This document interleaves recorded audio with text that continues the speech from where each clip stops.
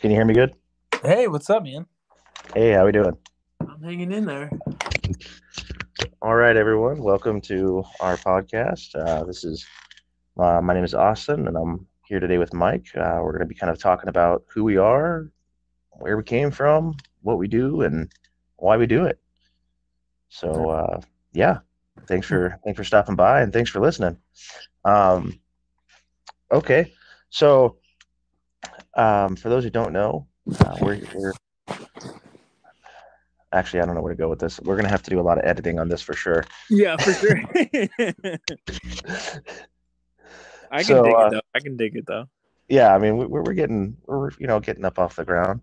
So Hmm. yeah, for those that don't know, I run an Instagram page called Not the ATF AJ. It's not underscore ATF underscore, so on and so forth for the AJ, not the ATF AJ. Um, Post a lot of stuff about survival, preparedness, Second Amendment stuff, Minuteman ideals, that kind of Great memes. yeah, Great memes. peak memes for sure. But yeah, so me and Mike are just two like-minded guys. We believe, in preparedness that everyone should have food, water stored up, that kind of thing. Second Amendment, know have a gun, know how to use it, more than just an EDC, everyday carry for the uninitiated. So yeah, we're just kind of here to kind of talk about us, kind of have a conversation. So figured on this first episode, we'd just kind of tell you a little bit about ourselves, kind of a little bit of our journey to get to where we are and how we got to where we are today. So Mike, if you want to go ahead and start, just kind of tell everybody a little bit about yourself, whatever you're comfortable with, your background, kind of who are you and why should we care? Yeah, absolutely, dude. Um, Me, I joined the military right out of high school, because I thought it was the best decision to do at the time, and well, I do, I don't regret the time I spent in and out. But it was definitely eye opening when it comes to a lot of preparedness, actually, because the military definitely did not teach me a lot of things that I thought they would. You watch all the Hollywood movies, you watch all the TV shows and stuff, and you always think like, man, I'm gonna join up and that'll be the be all end all of everything. I'm gonna be Red Dawn ready. Um, but it's definitely not the case. It's a lot of good material though. You do learn a lot. Even Austin can tap in on that with his military background as well. A lot of team movements, things like that, buddy rushing. Um, but after the military, I got out. I worked at a few gun shops and things like that, and that really opened my eyes to the vast majority of information that's out there. A lot of things like I didn't take into consideration were like terminal ballistics of cartridges or like a lot of just the knowledge that you don't get unless you're around the industry, unless you're around that certain aspect of it. Because I mean, everyone has that first initiative into firearms with their grandpa's old 30-30 or something like that, and you don't really learn about big under blackout or suppressors or what these things do, how they work, the mechanics behind them, the thought process in it. So working in those gun shops really did open up my eyes, and they kind of showed me, they gatewayed me into a lot of the things I'm doing now. Yeah, absolutely, man. My story's pretty similar. Um, Grew up as a country kid shooting guns my whole life. Grandparents lived off the grid, that type of thing. Grew up, joined the Navy. Um, Again, I remember going to boot camp thinking, man, this is going to be like Full Metal Jacket. I've seen the movies, I know what to expect. And I got there and it was basically fat camp with learning how to fold a bunch of clothes, and learning how to walk in straight lines. So yeah, like exactly, I mean, I would say a little underwhelming as to what I was expecting. Definitely took some great lessons though from what I was able to learn, but learned a lot of things about preparedness and that the military will teach you how to be resourceful for sure. Um, because they definitely don't give you everything you need as much as they talk about they do. But yeah, I mean, you and I actually met working at a gun store, and that's where we became friends. Um, I know that was my experience was coming out of the military. I was always well versed in firearms. I was always curious about them and things like that. I was real big into milsurp guns for a long time, and I thought I knew quite a bit until I started working at the gun shop. And the one thing I learned was, no matter how much you know, there's always someone who knows way more, and there's way more knowledge out there that you don't know. I would say my Mhm. knowledge increased quite a bit over the 5 years I was there, but at the gun shop. But I remember starting thinking, oh yeah, I know just about everything there is to know, and then had one conversation with the customer and realized I don't know anything. Yeah, I had that awakening moment when I was talking to someone and I was talking about 5.56 T23 things like that. And the military stuff they teach you, like um, the yardage, like, oh, always know the target behind it and stuff like that. But you don't truly know anything about that round until you sit down with a true gun geek, dude. Until you sit down with someone who lives, eats, breathes, and shits guns, man. And a lot of those guys aren't even in the military. A lot of those guys just Oh, are exactly. truly, yeah, yeah, truly into You're firearms. down and you're having a conversation with somebody about the finer points of terminal ballistics out of a 16 or 20-inch barrel between XM 193, M855, and then talking about like an open tip match bullet or something, or like a Hornady critical defense 5.56 round, and you're talking about the differences here. And a year prior, you didn't even know what those were. You know, and Yeah. now here you are having a conversation with someone talking about the terminal ballistics and velocities drop you have between different barrel lengths, and oh, should I get a 12.5 or a 14.5 or 13.7, and what are the differences, pros and cons. A lot of eye-opening stuff, and that was the thing I kind of liked about it, was that you had people who kind of had one thing they were really really into, and they knew all about it. Like I was always the milsurp guy. Some guy walks in with an old Luger or something, I'd try to figure out where it's from and if it's worth anything. And, other guys, we had the silencer, the little suppressor dudes who were like, they could tell you, I remember one of our coworkers, who I'm talking about too, that used to work for some manufacturers in the past, and he could tell you every spec on every suppressor that was out there, and Oh, everyone's got their specialties, which was nice to kind of lean on each other for that. But yeah, I mean, I would say that kind of started my journey into that, and then realizing not knowing what I didn't know, you know, kind of led elsewhere, because I think part of it was, obviously once we squared away our EDCs, our everyday carries, and got solid setups there. So like logically, what's the next step? Next step is like, from personal defense to home defense, stepping into, okay, now I've got a pistol, I've got a light, I've got a knife, I've got my everyday setup. What next? Maybe what about medical? What about home? What about do I need a rifle, a carbine, a subgun? Do I need medical stuff at home? Do I need to know how to work with people as a team? And I think that kind of spurred a lot of the conversations we used to have about training and such like that, and how to curtail that. oh yeah, oh yeah. Um, Uh, a big thing on the medical part too is coming from the military. You like the being in the Navy. As a master at arms, we do a lot of law enforcement things. We do a lot of when you deploy with like what is it called, Rivron or anything like that. yeah, They do teach you a little bit about medical, a lot of emergency medical stuff, how to put on a chest, vented chest seal, something like that if your buddy's shot. But they don't deep dive into medical, and I oftentimes find myself just wanting to learn more, just more and more and more about the other aspects. Because if you're going to learn how to put holes in people, you definitely want to know how to stop holes from being put in you. And that's absolutely. yeah. I know. You and I, we did the same job in the military. I was attached with the Riveron guys for a while, for about 5 years, and I was in the reserves.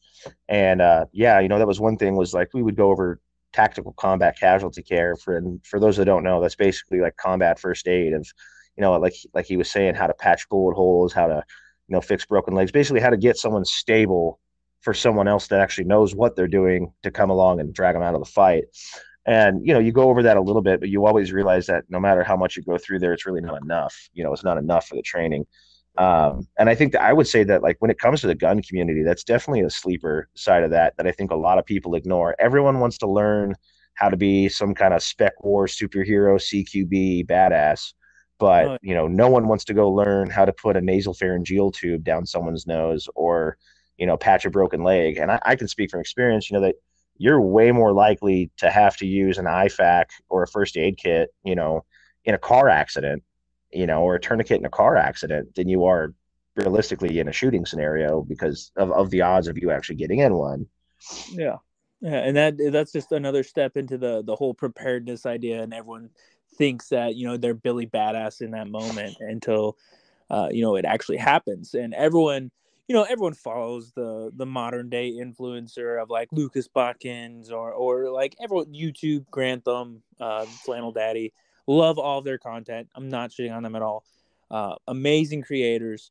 But what I've seen a lot is that not a lot of people dive into the medical portion of it.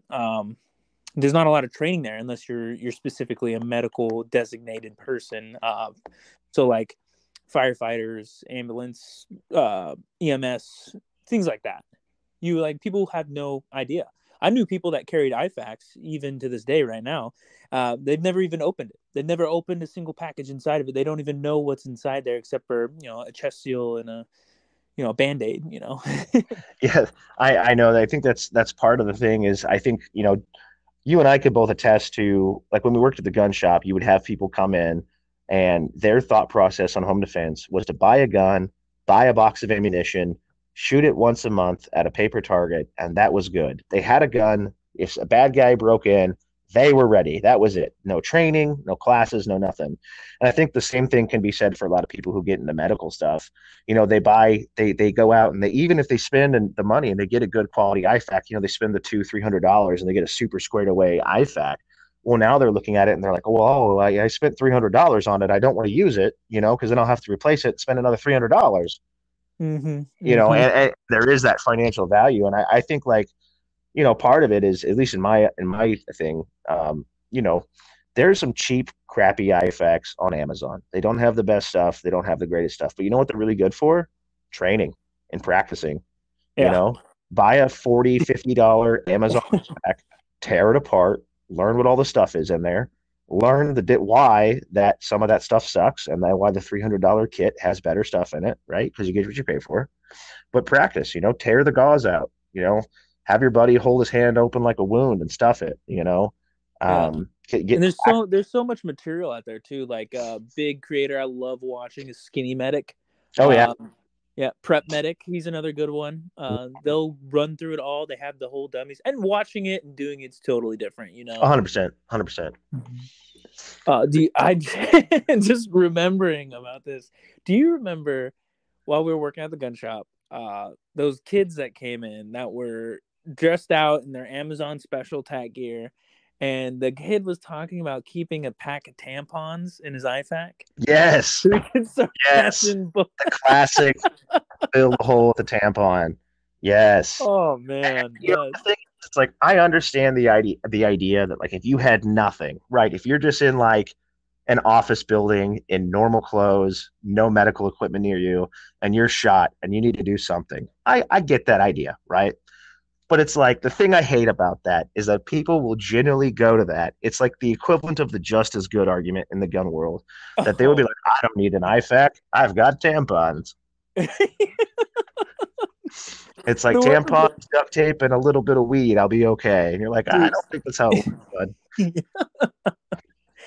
Oh man, it's so awesome because like you look at these kids and they really think like, oh, I'm gonna stuff a tampon in my bullet hole wound or something like that, and you think, hey, if this was an actual working piece of equipment, do you think anyone in any sort of capacity of being in the world, of putting their life on the line, getting shot, things like that, would be carrying them?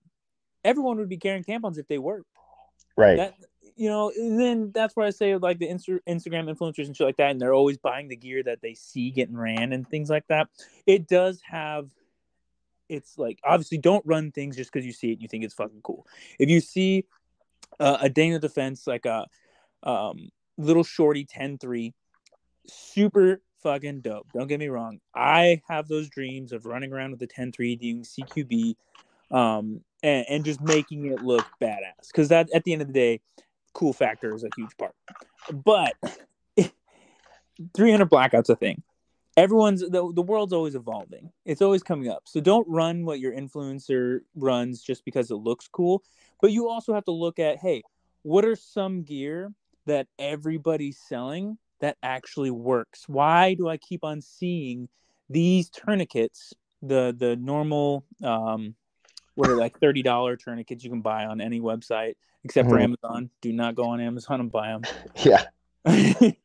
But you have to look at that. Say if everyone's running it, maybe this thing works. And if you've Right. never seen someone stuffing tampons into their chest in the middle of Iraq, there's probably a reason why they're not stuffing tampons inside their bodies. Yeah, I mean, I think it's one of those things where it's like you have to walk that line, right? I mean, there's obviously the hype lords and and there's going to be the trends. I remember, you know, it's funny watching the trends on Instagram and different gun platforms on social media because Mm-hmm. what was it, like 3 or 4 years ago? You had to have a 1 to 6 LPO, LPVO. If you didn't have one, you were just a retard. And this was the optic to have, was like a 1 to 6 LPVO, Yep. and you needed to have like a red dot either 45-degree angled or mounted above it, you know. Mm-hmm. And now, and everyone was everyone was like, so then it was okay. Now The you have to trypticon have an killer. ACOG. Yeah, now it's like you Yeah, got the to have an trypticon. ACOG with a red dot mounted over it. And I remember people being like, "Oh, just because the military has it doesn't mean it works." Blah blah blah. And it's this constant back and forth. It's the same thing with everyone wanted a red dot as close to the rail as possible. Then they wanted a 1.2. Now there was like a 1.9 or something. Then it's basically like you're back to carry handle optics, and Gordon carbines are 193, popular bro. again. Oh yeah, Carrying. 1.93. I'm waiting for like the 6-inch thing so I can just shoot it from the hip and just maintain eye contact. I just want a smart gun from Dude. Aliens. That's all I want at this point. But yeah, I mean, like I'm just basically waiting to where I can pull the trigger with my toe, and I've just got 6 foot riser. Um, But people ripped on AK owners first. I'm throwing that out there. Oh, absolutely, absolutely.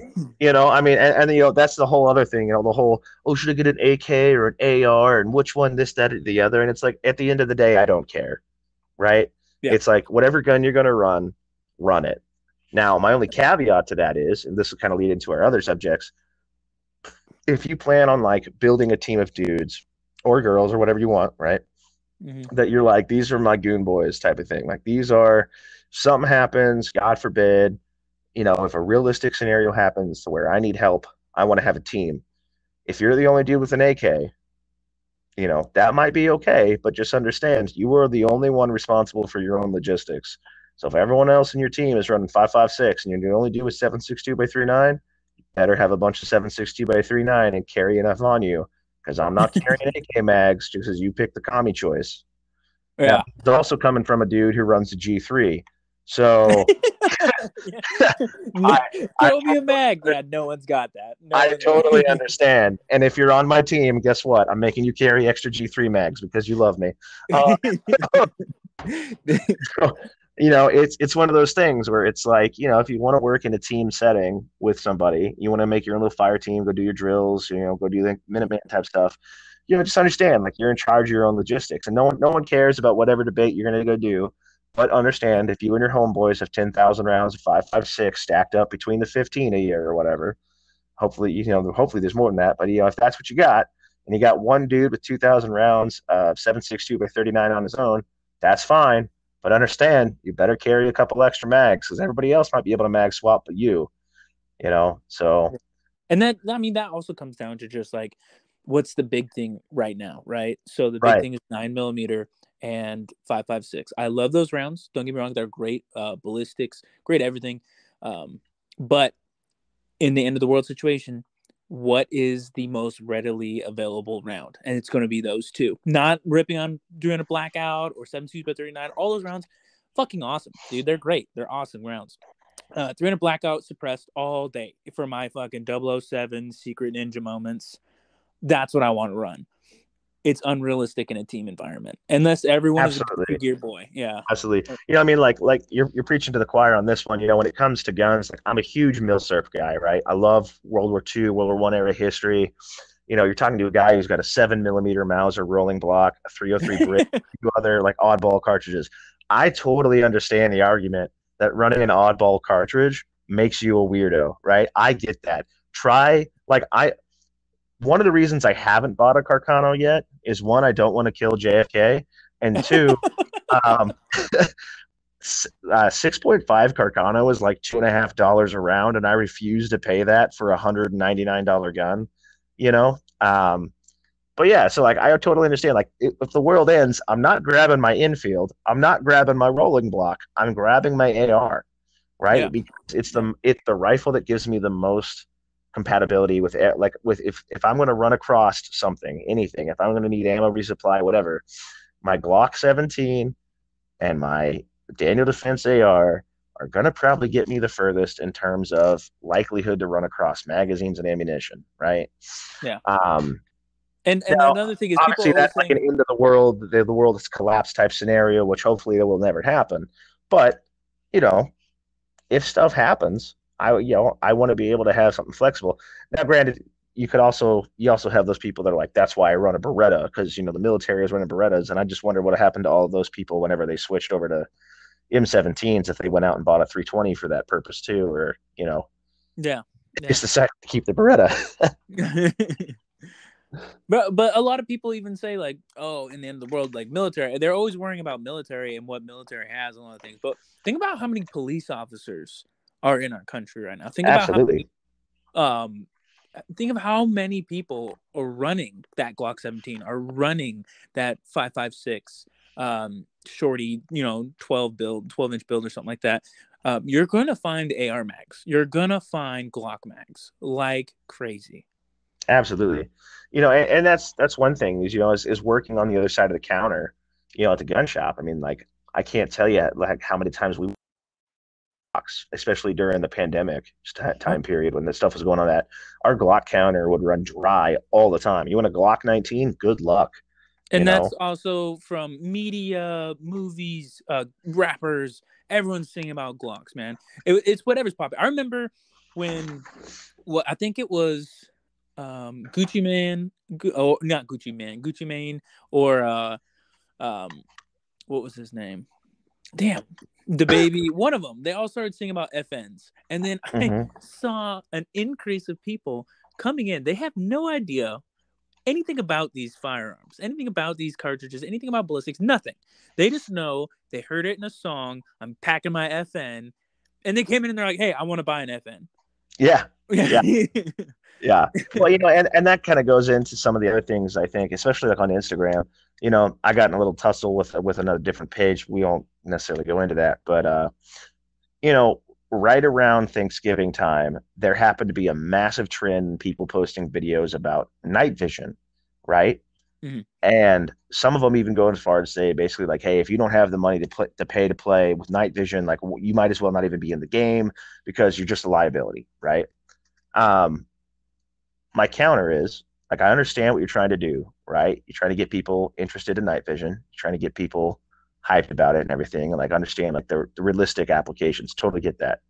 Um, but people without night vision have been killing American service members for a long time, right? Yeah, yeah, So centuries. I'm not saying you're completely useless at night. I'm just saying, and I'm not saying you're 100% effective. Like the dude with night vision definitely has to step up on you, but it doesn't mean you just got to roll over and die.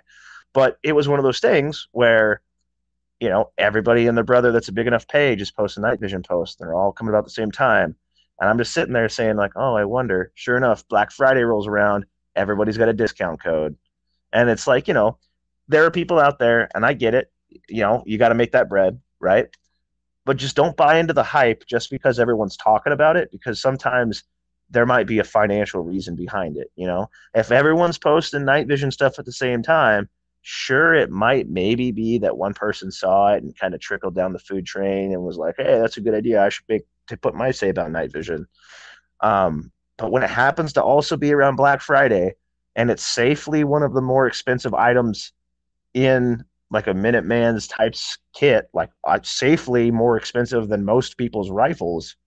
Oh, Uh, by far. Are you yeah, kidding it me? is. It is 100% probably a lead up to a sale. And like, look, I get it. You got to make your money. You got to do your discount codes. That's like kind of the whole point, right? Is to get big Yeah. enough to where you can make a career out of this. But just be mindful that people that not everyone is putting out advice just because it's great advice. It might be good advice and they're trying to make a dollar, but they also might just be trying to take a dollar. Like there's I mean, that's a big thing though, is because like 100% I agree with you. 100% I agree with you. But at the same time, they're not fully lying to it, because the person with night vision and level 4 plates and solid setups and a bunker full of fucking ammunition is going to win. 100%. Yeah. I just always think it's funny that like I've been in the game long enough to see the trends like come full circle, especially like with other things. Like I remember like you had to have a plate carrier. Plate carrier was it. If you didn't have a plate carrier, you were going to die, and you had to have plates. And at the time, like I remember when I was first getting real big into guns, and plates, like you really couldn't find like cheap composite armor. Like if you wanted to buy level 4 plates that were composite of some type, you were paying a buttload of money. And AR 500 with steel plates was like the average man's armor, right? Well, nowadays you've got places like RMA. They're doing armor for, like I don't know. I bought some plates last Christmas, I think, for like $150. Mm-hmm. It was like 300, less than $300 shipped to my door for level 4 multi-curve plates when they were on sale. To where like there's no point buying steel, anymore for Yeah. that. It's not like you can't make the argument like, oh, this is all I can afford and it's better than nothing. Um, but then you notice like lately, everyone's going back to chest rigs. Oh, Haiti chest Strategics rigs coming. is the hype right now, dude. Yeah, everyone's bringing back chest rigs. And I remember when if you had a chest rig, it was because you were too poor to buy armor. And I remember that that hype, and everyone was like, "Oh, if you run a chest rig, you're gonna die. What if you get shot?" You know. Mm-hmm. And I remember that, and how it kind of cycled out, and then after the chest rigs kind of evolved out to a point to where you really couldn't do anything else with them. Then all of a sudden the plate carriers, then the chest rigs kind of came back, and you start having a split rig and all these fancy different rigs, and oh look, I'll buy this, and now it's like an a la carte type thing. And now you got company. I remember it used to be just pre-sewn rigs. Now everything is like you buy the platform and then you buy all the individual pieces all together, mix and match to your heart's content. It's all laser cut. You can use it as a placard. That's a whole new thing as placards too. Mm-hmm. And it's good to follow those trends and develop, right? Because new technology comes out, you don't want to be behind the ball. But it's one of those things too that, if you were running a chest rig when everyone else was running plate carriers, that doesn't make you wrong. No. And that's the thing is I think sometimes people, it's funny between like bad gun buying decisions and bad gear buying decisions go hand in hand with the people who will like adamantly defend their buying decision and be offended that you don't agree with them when you're a totally different person. Like, I don't have to agree with you. Like, if you go out and you're like, hey, man, I bought a Taurus G2C. My personal opinion, that gun is crap. But if you like it, fantastic, right? I've seen enough liability issues with those to be like, I'm not a big fan. But if it works for you, it doesn't make it wrong. It's what works for you. And you got to figure that out. Like, hey, if you're running a chest rig instead of a plate carrier, fantastic. Whatever, if that's what works for you, man. Mm-hmm. And that's my thing is I think there's a lot of people out there that get so caught up on the hype that they're like, I have to have a Team Wendy helmet. I have to have a PVS 14. I have to have the latest and greatest insert former Spec War operator gear here.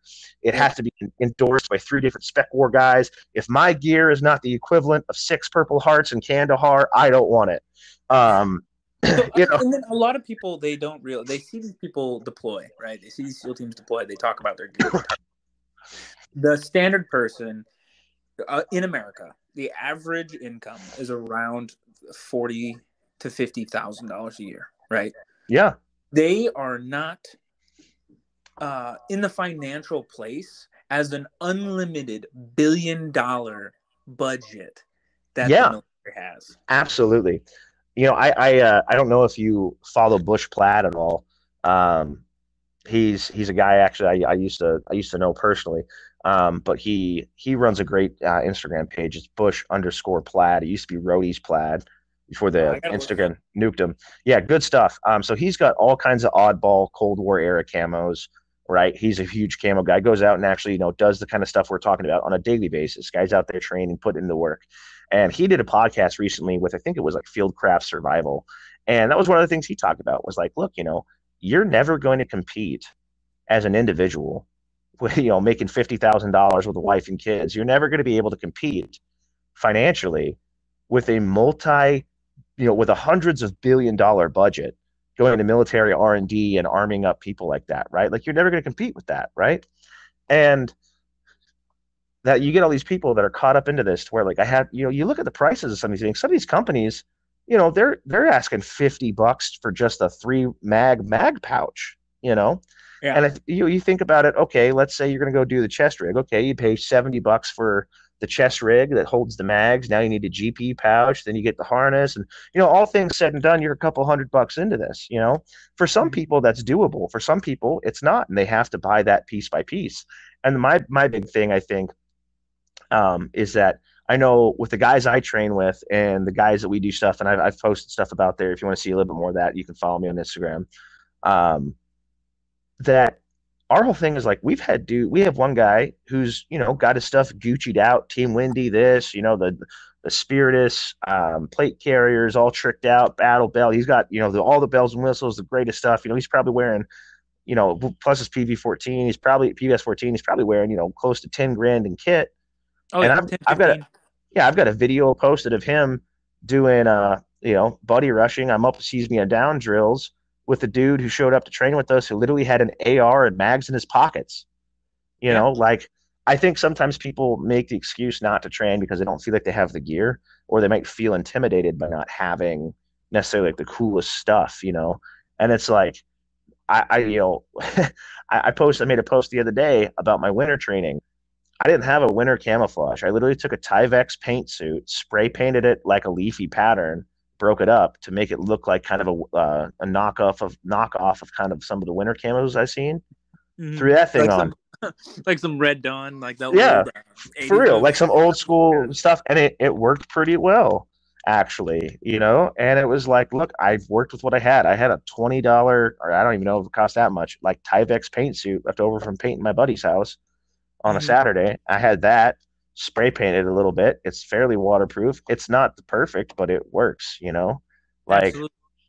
and that's the thing. You just got to make do with what you got, Yeah. and build up as you can.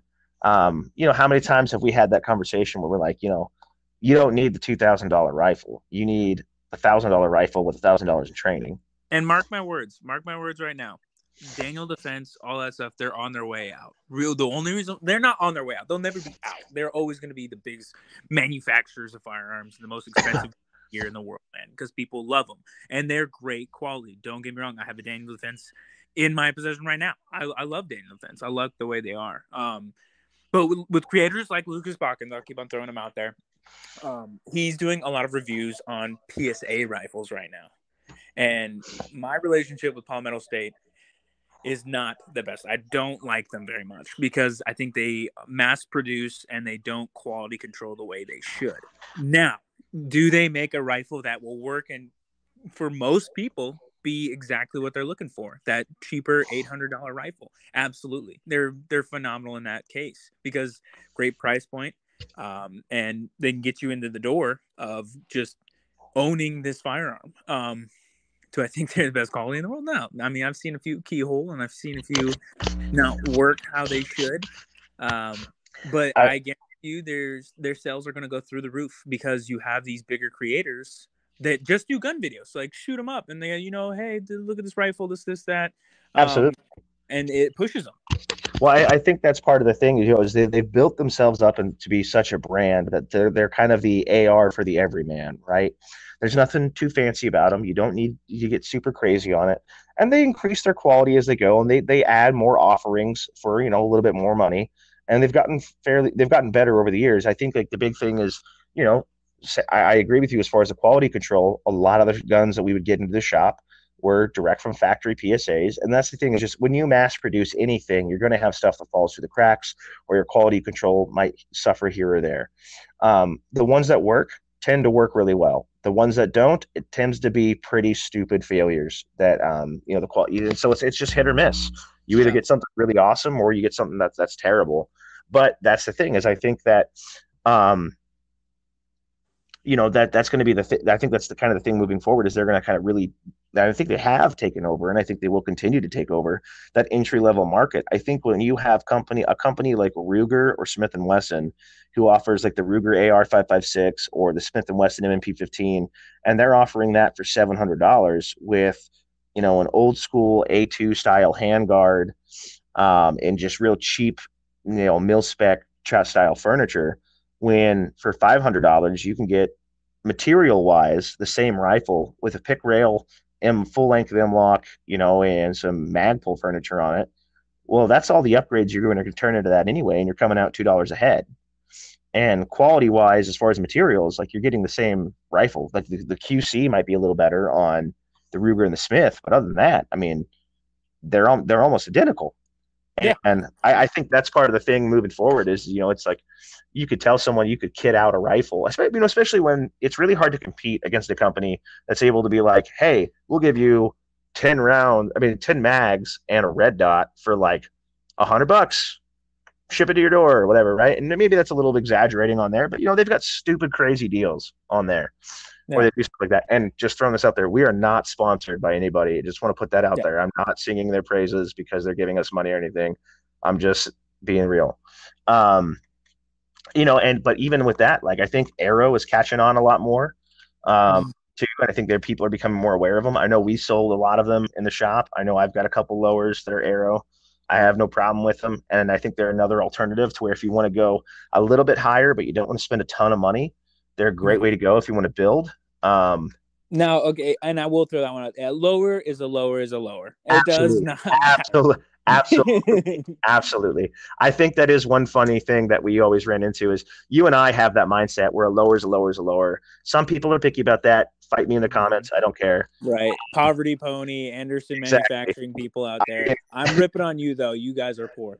No. I think when it comes to the lowers, you get some benefits somewhere where the only real benefits I see are things like as someone who's had Anderson lowers before, like the finish on them, not that great, doesn't hold up that well. People spray paint them anyway. The big fad right now is everyone's spray painting their shit right now. Palmetto, it's just a plain Jane lower. Arrow, there's nothing really fancy about it. The only benefit I have, I think, is out of their M4 E1 lowers, where your bolt catch pin is a screw instead of a pin, because that pin on an install is the bane of my existence. Everything else about installing that will be super quick, but just getting that little roll pin in that hole and lining everything up will take me forever. But yeah, other than that, I mean, outside of that, or like maybe a flared magwell, or certain proprietary features, maybe looking for like ambi or something. If you're just going standard spec lower, the big thing. That's the big thing for me too. Is like if you're willing to spend big money on a lower and go get yourself a Mars, like an LNT, it better have some sort of something cool about it that is the reason why you're buying it. Like ambi controls. If you're left-handed, I'm sorry, man. This gun industry, it was not made for you. This industry is made for right-handed people. And if you're going to sit here and try to justify me like the extra $100 you spent because it's got Joe Biden's face carved onto the side of it, go fuck yourself. Yeah, but it's all cool, fun and games, guys. I get it. It's fucking hilarious. Like when the Hillary Clinton, but I'm not paying $40 extra to get screw Biden. Yeah, AR to be edgy. I remember when the Hillary Clinton behind the bars on the PMags were everywhere, and they were like an extra like $10 fucking for this mag, and the people were losing their minds about it. They're like, "Fuck yeah, I'll buy 20 of them." I'm like, dude, just go buy a fucking normal PMag. My personal favorite was, and maybe this will ruffle a few feathers out there, so fight me in the comments here. The Trump 45 anything gun, whether it be the 45 1911s, the 45 Glocks that would come in, like just gold plated, Trump's face is on it. And it's like you took a $450 Gen 4 19, Glock 19, you carved it with Trump's face, and you're like, this is a $900 gun now. And it's like, you pay $900 for a gun you're not going to shoot.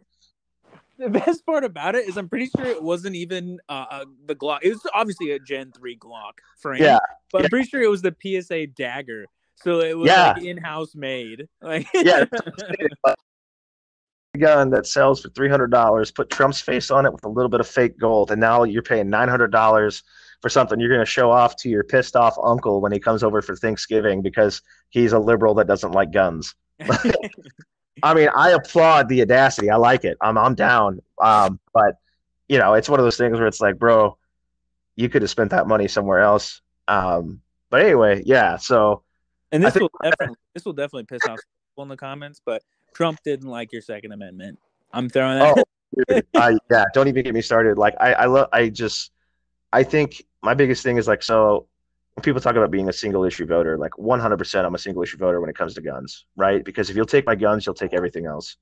So yeah, like when he did the bump stock ban, when he did everything else, like people like to forget about that because of everything else that was going on. I'm like, bro, this guy was all about taking the guns before sending you to court and was pushing red flag laws and did not. I mean, we had a Republican controlled House, Senate, and presidency.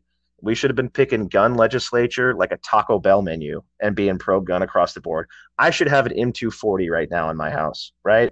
Well, I mean, the Taliban has one, so I mean, Yeah, I mean, right. All I got to do now is convert, and I can go get one. Um, but yeah, I mean, but it didn't happen, So that's the same thing that used to annoy me about suppressors when people go, "Oh, I'm waiting for the Safe Hearing Act to go through." Like, all right, bud. Well, I'll put you down as never buying one. yep. It's not going to happen. It's not going to happen. Mm. Don't wait on politicians to solve your problems. And for the people who are like, "Oh, I don't want the government to know what I have when I'm buying guns," like, bro, they already know. They Yeah. already know. Especially if you're military and you're saying some stupid stuff like that, like, bro, they already know. That's my favorite thing. I had a few people come into the shop that were like, "Oh, I only strictly buy lowers, or I only buy this because I want the government to." Okay, so you bought a lower. I'm not gonna lie. The government are not dumb fucking people. You bought a lower. They I mean, know. they are dumb, but Yes, they yes, also know how to make things. They also know how this works. yeah, yeah. They're not dumb, but they're dumb. So I guess we'll kind of transition here a little bit from this. So kind of a little bit more about going back to some of the who we are type of deal. So when it comes to preparedness, Minuteman, whatever word you want to put to it for like being ready, being a readily available like concerned citizen who's armed. What would you say was like your big like aha moment that like you're just living a normal life and one moment you're like, wow, things could get really crappy and I'm not ready for that. Oh man, I can remember it right now. It's I was down in San Diego working at a gun shop, and I had my little Glock. I had my couple other things. I thought I was prepared for just about anything. Like I had almost no medical equipment. I think I had a chest seal and a tourniquet, but I was rolling around. I thought I was Billy Badass. I was driving around downtown, and I don't know if you guys have been down to San Diego, but I'll let you in on a secret. There's a lot of homeless. A lot of homeless people and a lot of fucking drugs because California does not care about their people. They just care about banning everything except for drugs. So I was leaving the shop, doing my normal thing. We locked up. I was driving down the road, and I see this guy struggling on the side of the road. And I pulled over to help him out. And I was like, "Hey, man, are you okay? Like, are you good?" Because he was just twacking out of his brain. He was all jacked up on all sorts of drugs and things, and he was ODing. So I called the paramedics and things, and I called the people to come. Hey, this guy's dying on the side of the road, and they're like, "Hey, do you have a what is it called? Not it's like EpiPen for drug addicts. What is that thing called? Narcan. Narcan. Yeah, yeah, Narcan." And I was like, "No, I don't have Narcan." And they're like, It's like, "Okay, yeah, well." I just keep that lying around. Well, the funny thing about it is, like, I was like, "No, I don't have Narcan, man. Like, how am I supposed to help this guy?" He's like, "Well, their paramedics are on their way." And this guy I basically just watched turn blue and just die on the side of the road. And after the paramedics got there, I was like, "Hey, was there anything I could have done? How could I have done this differently? How could I have helped more?" And they looked at me. They said, "Hey, go down to your local clinics and things like that and ask them for Narcan." And down in San Diego, you can actually get, I think, once a month or twice a month or something like that, you can get Narcan. Jeez. Yeah. So that was a moment for me. I woke up. I said, wow, like if I just was a little bit more prepared, I could have helped someone and just done a little bit more. And we also had an incident at that shop of a guy came in there, and it's super unfortunate. He committed suicide on the range, and I remember staring at him. My military training, all that, was nowhere to be found. I stayed there. I gave him, uh, you know, uh, the CPR, things like that, and all I thought to myself was, I am not ready for this moment right now. As I watched him dying, uh, and I was like, I need to change this. This is not right. This is not okay for me. Yeah, I mean that'll definitely do it. I think for me, it wasn't quite as intense as anybody dying, for sure. So I'm gonna tone down a little bit from that. But yeah, I think for me, honestly, like I grew up with parents that were very big into like homesteading and farming and like being off on your own, and kind of gave me the foundation of what it was. But I remember at 16, I read a book called 1 Second After. And so the premise of the book, right?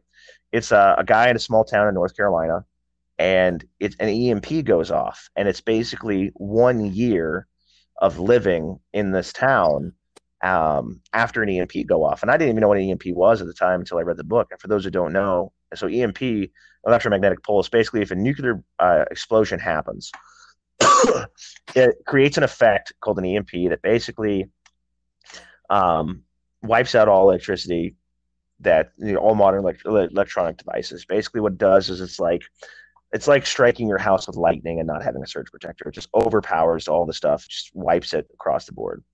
And basically, the premise of this book is that it was exploiting how like weak the American infrastructure is when it comes to the power grid. Basically, there's only about 9 substations that you have to hit with some type of EMP or just take out directly either way, and you could shut down power for the entire United States. And we saw a little bit of that out down in North Carolina recently. I'm not sure if you followed that at all. Down in Moore County, down near Fort Bragg, there was a power outage for a few days down there. I think it was like a week or two, something like that. Because someone was taking pot shots over at the power transformers. And the FBI says some of that stuff's been happening up near the Pacific Northwest, all over the place. But like our power grid is very, very weak and very vulnerable. And it was something that reading through that, there was a thing that stuck with me. And towards the end of the book, there's a little comment in there by Newt Gingrich, and I'm butchering it, and I'm going to paraphrase it. Basically, he said we have thousands of ideas of what to do if we're attacked by a foreign invader, hundreds of ideas of how to respond to earthquakes, tornadoes, natural disasters of every type. And at the time the book was written, there was not a comprehensive plan for how the United States would respond during an EMP. And that it was expected from the war games and stuff that they'd done, the United States could be without power for up to 18 months, and then estimated, anywhere on the low side of 40 to anywhere on the high side of 80% of the population could die in that time. And at 16, reading that, it scared the living shit out of me. I remember reading that, and I was terrified. Um, and yeah, I mean, I was like, wow, I can't believe that that's a thing. Like, I was like, surely we would have had some kind of plan. But you think about it, like, how are you going to have a plan, right? What are you going to plan for? How do you communicate with people? Like just simple things like how, okay, people would be like, oh, well, the military would step in. How are you going to recall them? You're going to call me on my cell phone that doesn't work Yeah. with a cell tower that's out of power? I mean, like, if I'm at home chilling on my day off and you call me, like, it sucks for the people on duty because you're not getting relieved. But yeah, Yeah, that's all you can pray for is that you're yeah, not there to watch. exactly. It's like, how am I getting home? I mean, how am I going to get there? What do you want me to do about it? Right? And what about my family? So that was kind of a thing for me, where I kind of opened my eyes to like, oh wow, the world is not as safe as I thought it was. And it was kind of an idea in the back of my head for a while. I didn't take it real seriously, I think, until I got to the military and kind of saw like, oh wow, like there's a lot of hype out there about what the military is, but in reality, it's not quite what it's chalked up to be, as far as readiness. And I'm sure I know you've seen like how much of a snafu it is just to move one person to a location around the world, right? just to move one person, the number of steps that have to go into that. And then, I mean, I remember thinking on my deployment, like, you move like 15 people, and it was this much of a pain in the butt. How do you do this with 1,200? How do we win wars? Um, you're sitting there, you're like, all the BS and months that went into this just to leave me over here for this amount of time. Like, how is this logistically feasible? Oh And yeah. start realizing, like, now imagine all of that with no telephones, no internet, no electricity, horse and rider buggy type stuff, right? And it makes you think, like, it starts making you think, like, hey, back in World War II, like, if you're hanging out at home, if you're not at home when the phone rang, you didn't get the message. So, like, how did they do recalls? You know, you start Yeah. you start wondering about some of that stuff, and you start realizing that, like, hey, man, the world's not as safe as I thought. Anyway, as my time went on and joined the military, I started to realize, like, hey, the world's not as safe as I thought it was, and kind of put things into perspective. And that's when I started getting to the idea of prepping and getting extra food stored up, extra water stored up, medical supplies, learning how to use them, how to store stuff, and for a lot of people, I think it can be pretty overwhelming to know, like, where do I start? And I think that for a lot of people, it's just that they just don't know what they don't know or know what to do. And there's a lot of resources out there. There's a lot of books you can read, a lot of YouTube channels you can follow. A lot of them are trying to sell you stuff, unfortunately. But Yeah. Yeah. That's you the. know, I think the idea is, back during the Cold War, when most of us listening to this had our grandparents, were raising our parents, it was not uncommon to have a bomb shelter with food, water, and firearms. Now granted, that was in case of a nuclear attack from the Russians, so make sure you hide under your desk. But what's in the news again today? The potential of nuclear wars is, people keep talking about, which is a terrifying thought. But you know, we kind of let that go, and we kind of gave that up as Americans. And I think that that's something we can bring back. I think that's something that we can try to rebuild, and bring Yep. back that idea of preparedness and self-sufficiency, and how to be how to basically, in my opinion, even not in a disaster scenario, if you're self-sufficient, if you're armed, if you're able to grow food and have clean water and medical supplies on your own and live on your own, then it doesn't matter what government you live under. It doesn't matter who's in control, because the aspects of your life that they would matter to, that you've taken them out of it. Yeah. You, And if you're growing your own food, you don't rely on them for your food supply. You have your own clean water and know how to purify it. You're not relying on them for that. If you have your own medical supplies, then obviously, to a certain extent, you're good. I'm not going to do open heart surgery on somebody, but yeah. as many things as you can handle yourself, that's one less thing you give to the government to control over. And I think that that's, no matter where you stand on a political spectrum, if you're more to the right or more anti-gov, great. Now you can live that more anarchist type life, right? Whatever. If you're more libertarian and you just want to be left alone, fantastic. Even if you're on the left, well, guess you can make the argument that, like, hey, those government programs that you want to run, if you don't want to overburden them, make sure you can live your life in a way to where you're not even on that system, so the people who do need it can go use those parts. But if Yeah. you're, that I think that's the beauty of it. And I think that's what our founders intended. I think that's what we were meant to be, is self-sufficient. I don't think we were meant to live in the pod and eat the bugs.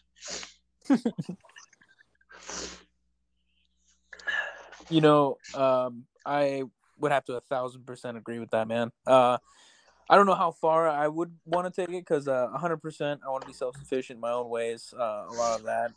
I don't think I'm going to be donning any farmer type gear anytime soon. But it's just having the knowledge even is just a huge aspect of it, and I don't think a lot of people touch on that. Yeah, I think having the knowledge, and even just doing simple things like, okay, when you go to the store, if you normally buy 2 cans of green beans, buy three, you know, and then just Mhm. put that third one aside, or go buy an extra thing of beans or an extra thing of rice, whatever, right? Because it could be something as simple as, hey, you live in an area that gets a lot of snow, you're snowed in, you can't get to the grocery store. Mhm. Luckily, you have a couple extra things of food because you stocked up. Yep. Or, nowadays I know inflation's going through the roof. It's hard to find things. I went to the store the other day, they didn't even have a can of chili, like any type of chili. Couldn't find chili.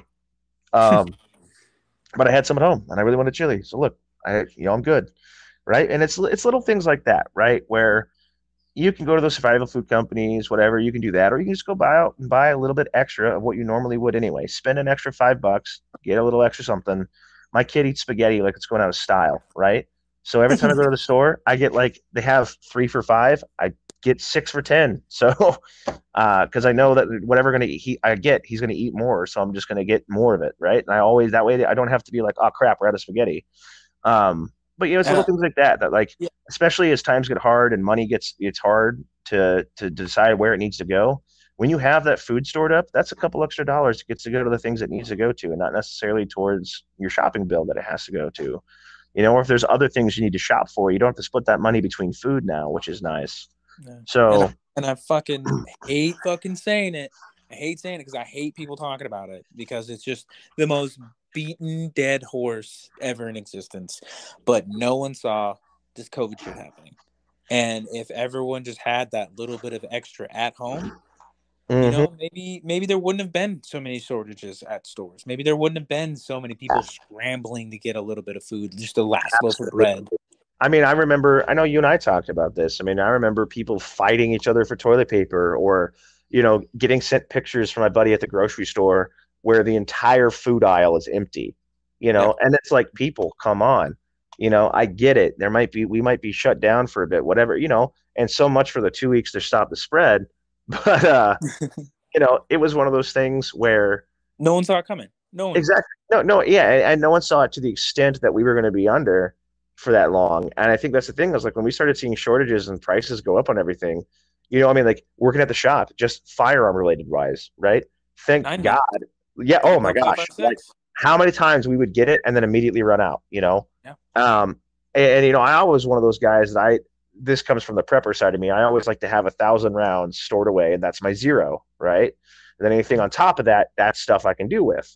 Um, and I know there's a couple guys at the shop that disagree with me on that, but that was my conversation I had with them. I was like, look, my deal here is that um, my deal here is that um, whenever it's hard to find, I have some in reserve. Yeah. And I don't have to go out and pay inflated prices.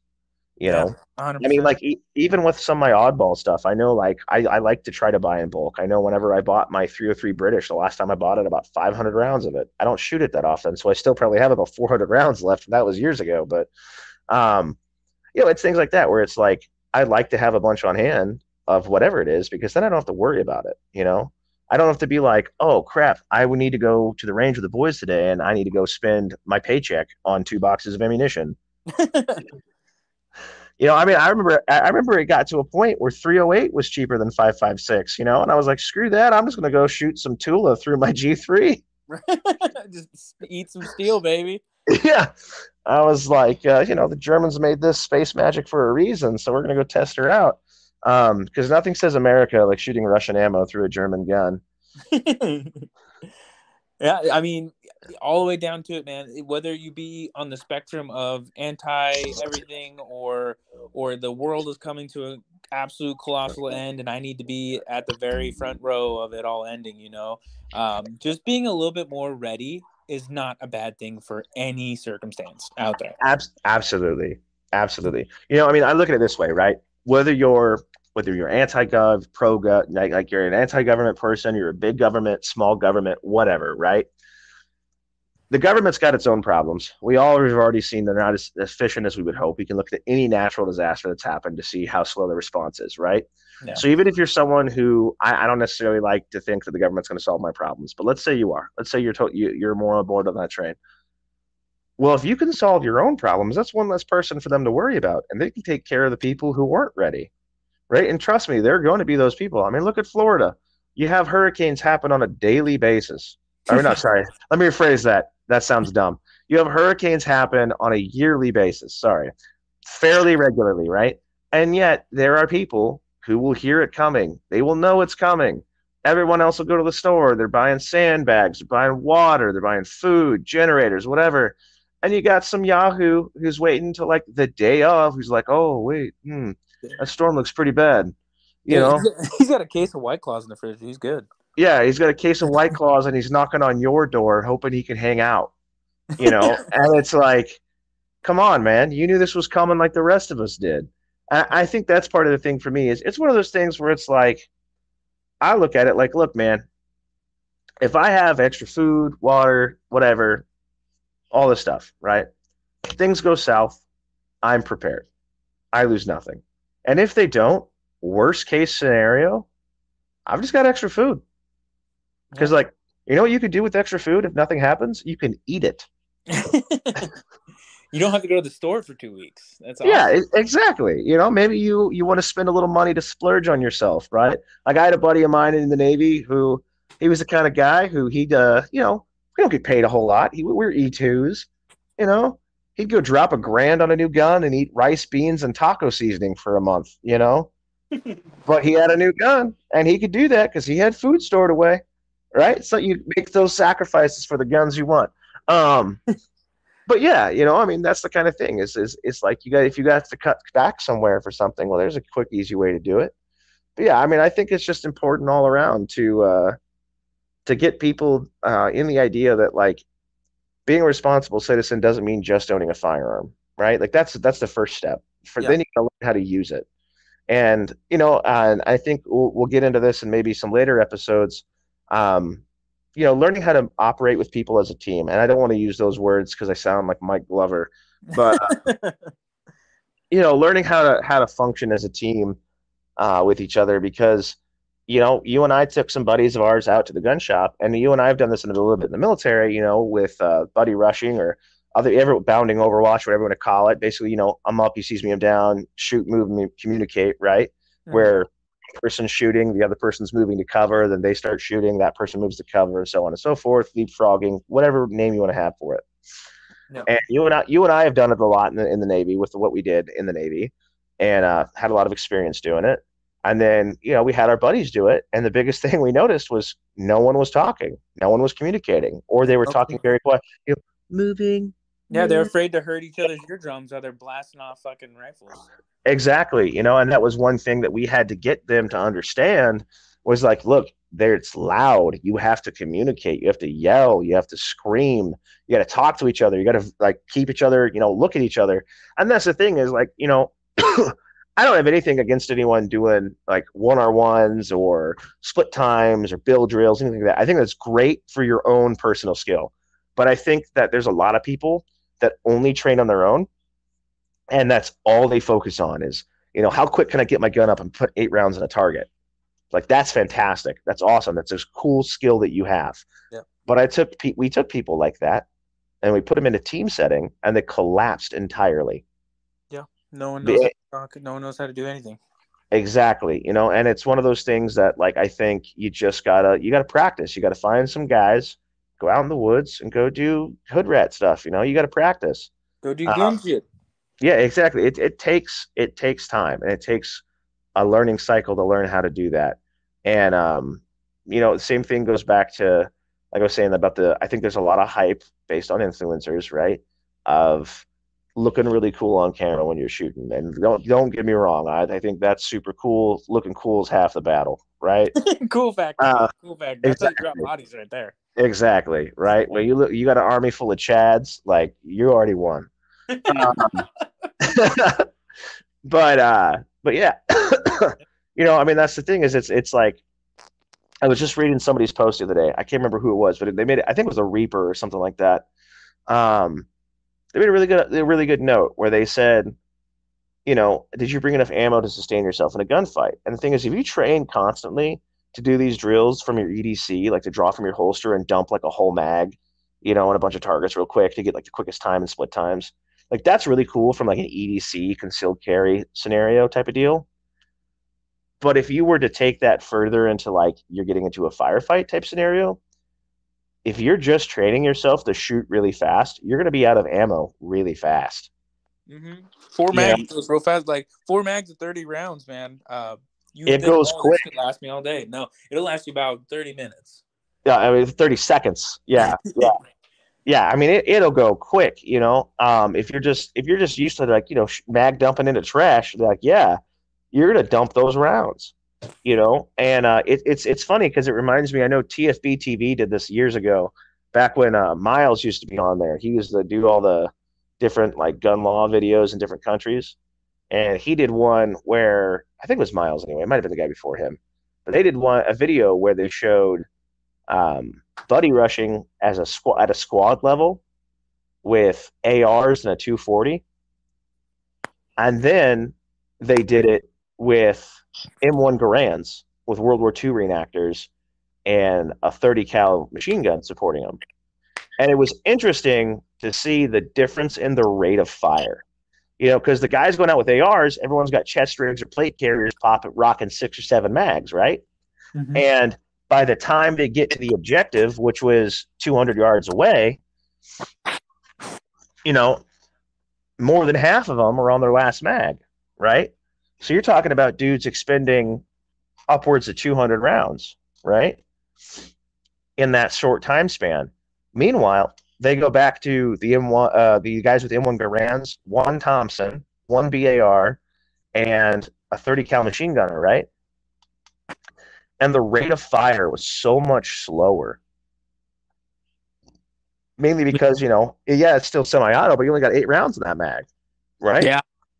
And your average loadout for those guys was 10 in-block mags. 10 in-block clips plus the one in the gun. So you're talking less than 100 rounds, which is to me is terrifying, right? Also, if you're mag dumping 30-06, you're more of a man than I am.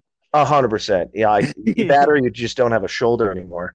But yeah, it was just interesting to see that. And you go into like the 80s, right? Everyone's rocking some kind of 308 battle rifle, the G3, the FAL, the M14, whatever, right? Yeah. Gone through the SCAR too. Yeah, and you go through this 308 battle rifle phase before you get to 5.56, and like I think there's an adage that does make a lot of sense. Like the more ammo you give somebody to carry, the more likely they are to shoot it, right? Because it's one of those things. Like I know with me, like anytime we go out on an exercise, right? Mm-hmm. And especially if we're doing like blanks or dummy rounds, like that, or some kind of like simunitions, bro. I'm using everything before we head back.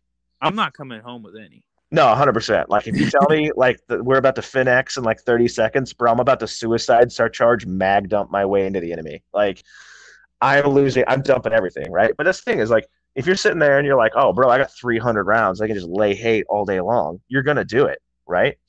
But that's the thing is like again, in a military setting, and again, Bush Plaid talked to us about this a little bit, and I liked what he had to say. Was like you look at all these guys who are basing their experience off of Iraq and Afghanistan. When were they ever away from resupply? Yeah, for 200 yards, 300 yards away. Right, or like if you're out in the field or doing some of these crazy things, you've got helicopters on standby, you've got airdrops, you've got all these kind of this help and assets that can come in, and most of these guys are never out longer than 3 days. Yet people think as a civilian, oh, I'll just have my 7 mags on me and I'll be fine to go out in the woods for a week. Like, well, that's great, but no one's bringing you extra ammo, dude. You don't have a multi-million-dollar supply chain. Yeah, bringing you food, water, and ammunition. These are never that far away. Oh yeah, no, I get what you're saying. Yeah, but yeah, that's what I'm saying is like if you think honestly that like if you're training to honestly prepare yourself for like, hey, if me and the boys got to go hole up in the woods and do this, we got to be ready. But you're like, yeah, I'm just going to carry a basic combat loadout that I took in Iraq and Afghanistan. My thought process on it is like, okay, well, that's a good start, but no one else is going to be running you mags. What I mean? Like when you were out, you're out.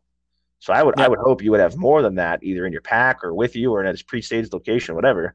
Because I think that's the thing is a lot of people, we put our experience back on the military. And I know you and I have talked about this, and I know, sometimes I'm just as guilty of it to put my experience back on like, oh, well, this is how I set it up for that.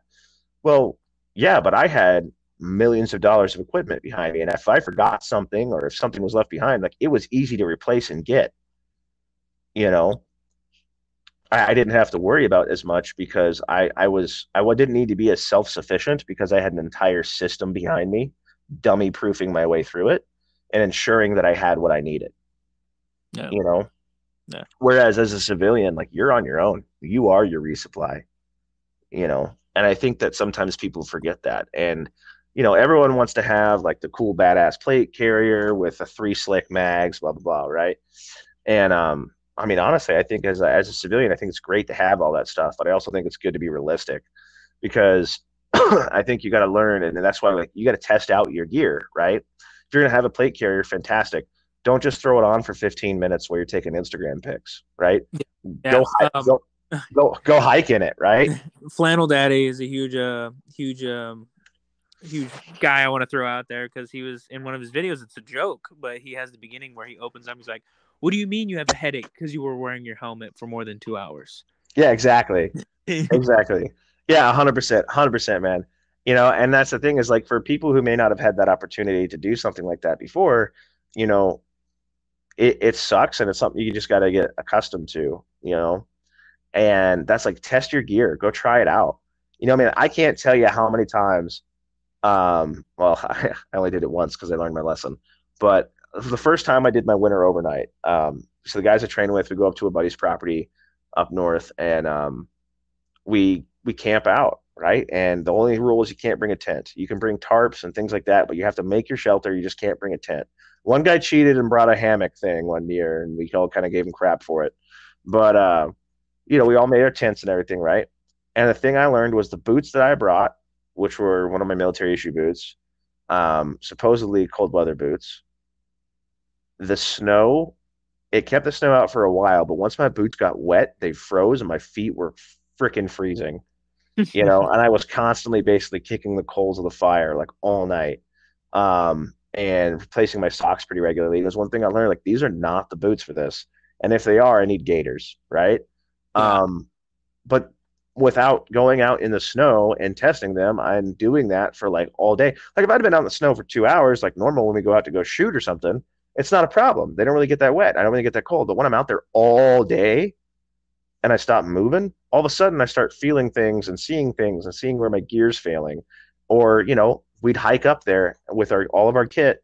We'd get to the spot way off in the mountains and people realize, oh crap, I forgot this, or oh crap, I forgot that. You'd be surprised what you think is important that you forget. So that's the thing is like people got to get out. You got to test your stuff, even if it's your everyday carry. How many of us have boxes of holsters that we bought because we bought one, thought it would work really well, and we thought it was going to be cool, and then it sucked, and we bought another one.